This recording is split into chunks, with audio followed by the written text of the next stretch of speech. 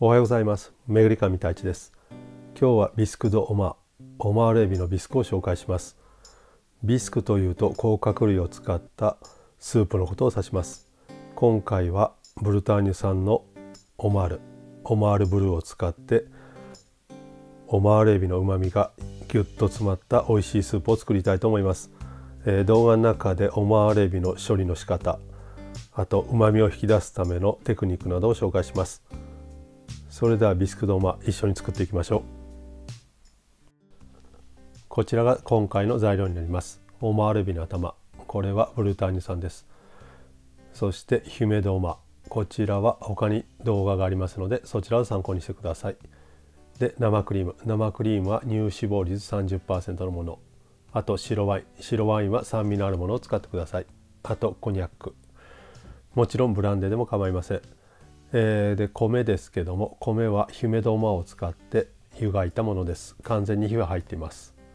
これは濃度をつけるためです。あとトマトペースト、最後にガルニチュールアロマティック、ネセロリ、ニンニク、玉ねぎ、人参、ブーケガルニになります。ブーケガルニの中にはパセリの軸、タイム、ローリエが入っています。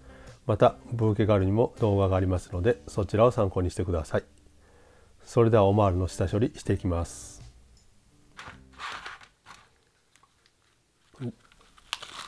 それではまず頭の部分と足の部分を外していきます。まずこのハサミの先の部分、口があります。この口と目の部分を取り除きます。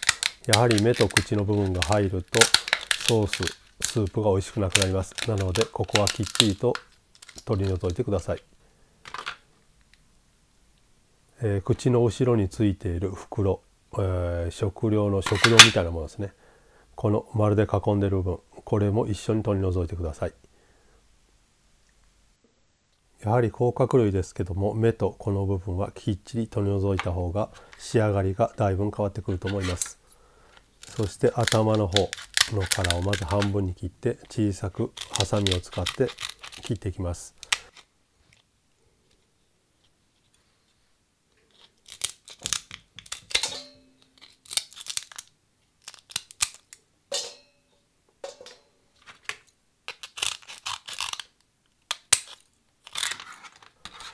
続いて足の方を処理していきます。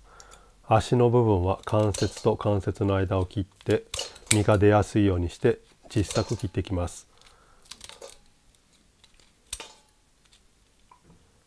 その後この横についている肺の部分はスープにした時にえぐみが出るので取り除きます。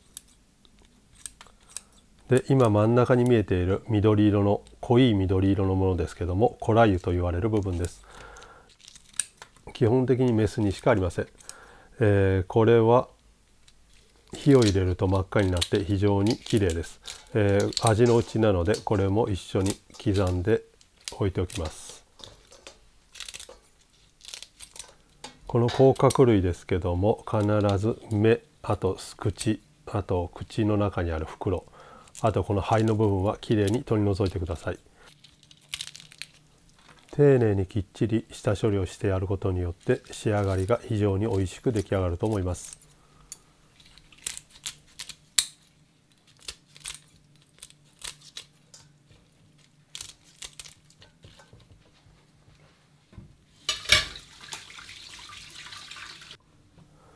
続いてガルニチュアロマティックの準備をしていきます。ニンニク、玉ねぎ、セロリ、人参は皮を剥きます。もちろん腐っている部分がないか確認してきれいにエプルシェしてください。今回ネセロリを使いましたけども、葉のセロリブロンシュでも構いません。玉ねぎもきっちり一皮乾いている部分を取り除いて中が腐ってないか確認してください。今回ガルニチュールアロマティックですけども、すべてエマンセにします。なぜかというと最後火を入れる時間が短いので、なるべくきっちり火が入るように全部エマンセにします。あとブーケガルニの中にはパセリの軸、タイム、ローリエが入っています。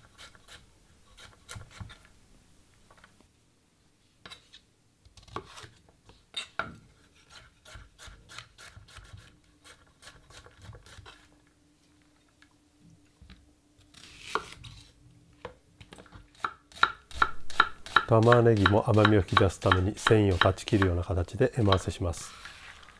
切り終わったらカードを使って器に移し替えておきます。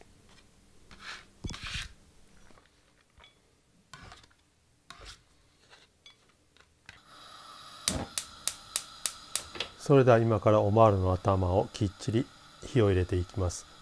温めた鍋に多めのオイルを入れてしっかりと殻を焼いていきます。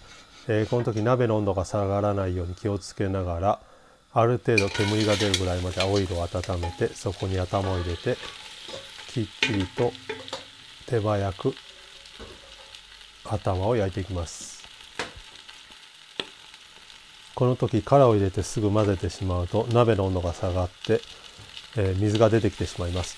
なるべくそれを避けるようにあまり混ぜずにぐっと我慢して焼いていってください。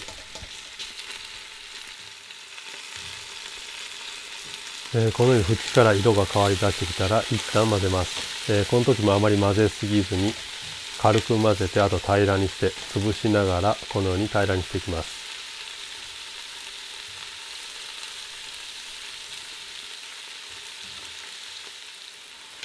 このような感じに混ぜた時に鍋の底が乾いている状態を保ってください。これが頻繁に混ぜてしまうと温度が下がって水が出てきてしまいます。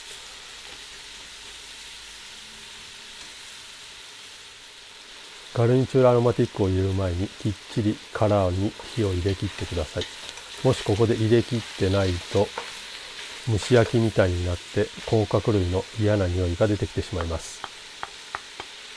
殻がしっかり炒まったので、ここでガルニチュールアロマティックを入れていきます。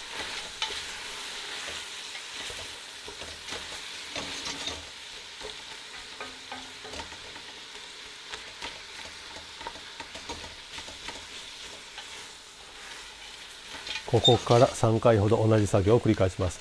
野菜に火を入れるために蓋をしてゆっくりきっちりと野菜に火を入れていきます。この時蓋をしたまま5分ほど置いておくと鍋底にうまみがついてきます。そして蓋の内側に水滴、野菜の持っている水分が上がってきます。その水分を鍋に戻して鍋底についたうまみを剥がします。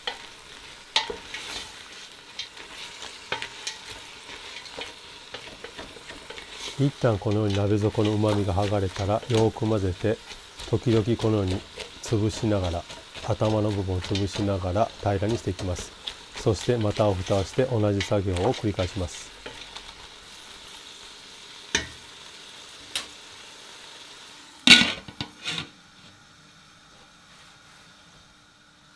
5分経ちました。また蓋を取って内側についている水滴を鍋に戻して、この水分で鍋底についたうまみを剥がしていきます。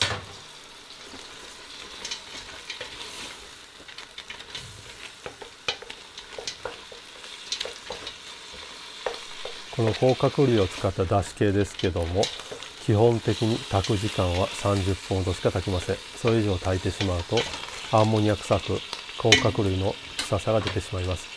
なのでこの炒める段階で野菜、殻ともきっちりと火を入れるのがポイントになります。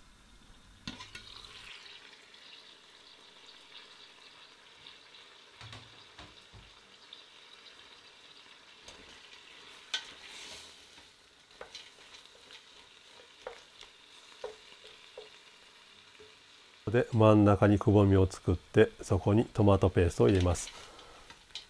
トマトペーストをよく炒めて酸味を飛ばします。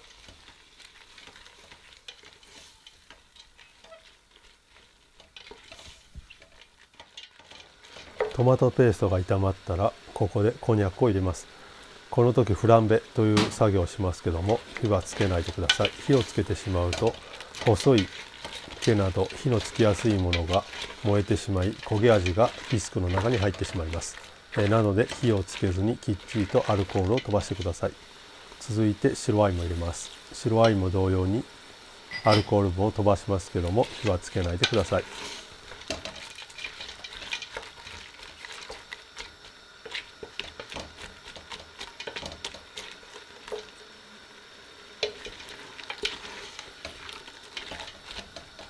混ぜながらちょくちょくコーラは潰してください。こうするとより美味しいビスクが仕上がります。ここでアルコール分が飛んだところで用意しておいたヒュメドオマールで火を入れた米を入れます。この米を入れるのはスープ全体に濃度をつけるためです。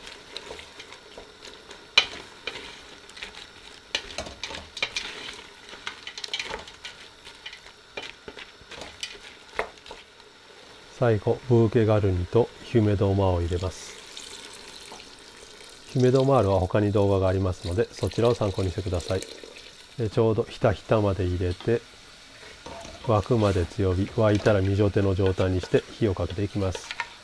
二乗手はポコポコという状態、沸かしすぎない状態のことを言います。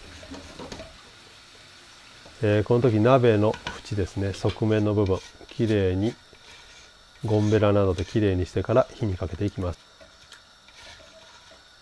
常に鍋の側面の部分はきれいに保っておいてください。やはり熱が伝わってきてそこに液体などが焦げたりして味が入ってきてしまいます。なので常にきれいにしながら煮込み続けてください。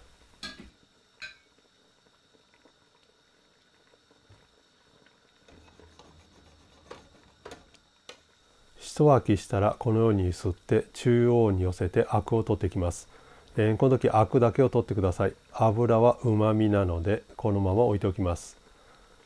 アクだけをきれいに取り除きます。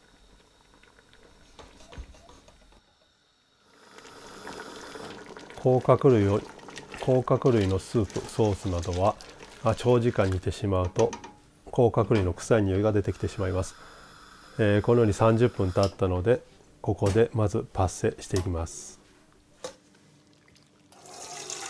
いきなり細かい目でパッセするとなかなかきれいにこすことができません。なのでまず粗い目でよく殻を押してうまみをきっちり絞り出してからその後もう一度細かいシノワでこしていきます。この時よく殻の中からうまみを絞り出してください。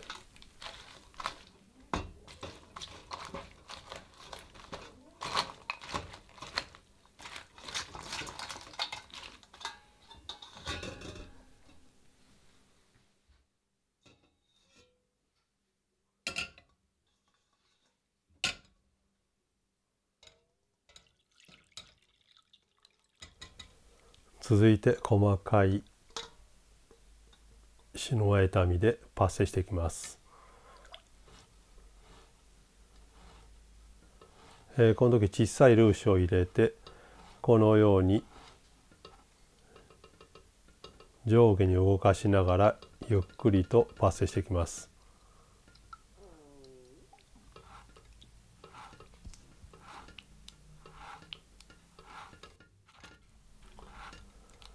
最後はきっちり絞って水分がなくなるぐらいまできっちり絞ってください。